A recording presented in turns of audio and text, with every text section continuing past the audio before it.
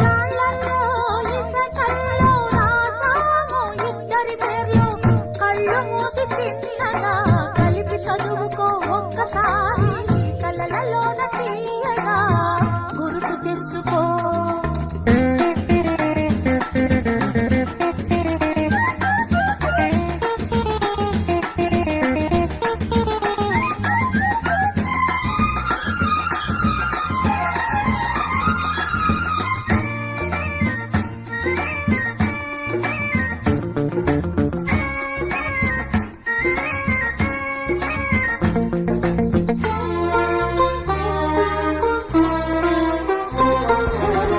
కలలన్నీ పంటలై పండనేమో కలిసింది కన్నుల పండగేమో.